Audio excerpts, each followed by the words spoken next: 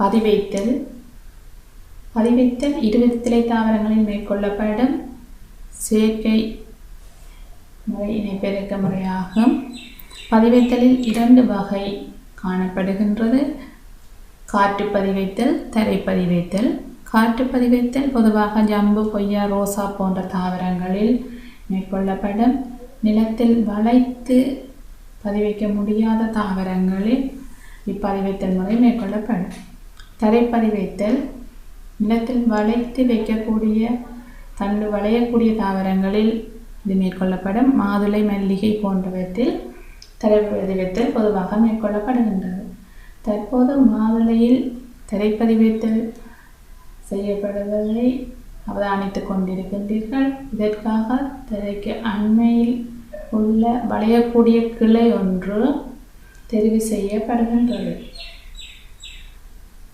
இந்த கிளையை வளைத்து நிலத்தில் முட்டும் பகுதியில் சிறிய அடையாளம் ஒன்றை இட காட்டப்பட்டுள்ளது. அதன்பின் நிலத்தில் பதிவைக்கப்பட வேண்டிய பகுதி மண்ணை நன்கு இளக்கி தூர்வையாக்குதல்.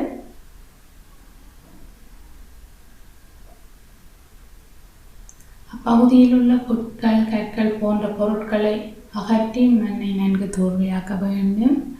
தூர்வையாக்கிய மண்ணுடன் மேல்மண், கூட்டரு என்பவற்றை சேர்த்து மண்ணை நன்கு ஐதானதாகவும் வளமுள்ளதாகவும் மாற்ற வேண்டும்.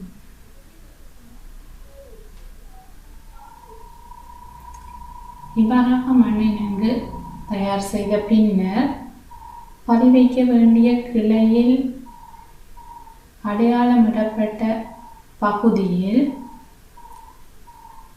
கீழ்ப்புறமாக சிறிய பிளவொன்றை ஏற்படுத்த வேண்டும். இப்பிளவு தண்டின் பட்டையிலிருந்து மார்லியம் நோக்கியதாக காணப்படும். இந்த சாய்வான பிளவில் இடையில் சிறிய கற்றுண்டொன்றை வைப்பதனால் பிளவு மீண்டும் ஒட்டிக்கொள்ளாமல் இருக்கும். கட்டுண்டு வைக்கப்பட்டுள்ளதை அவதானித்தீர்கள்.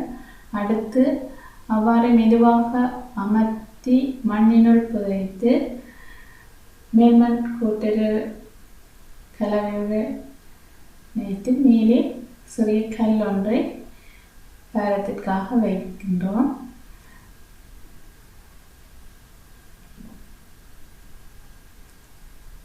கல்லை வைத்த பின் மேல்மண், கூட்டரை நன்கு கலந்து அது வைக்கப்பட்ட இடத்தில் மூட வேண்டும்.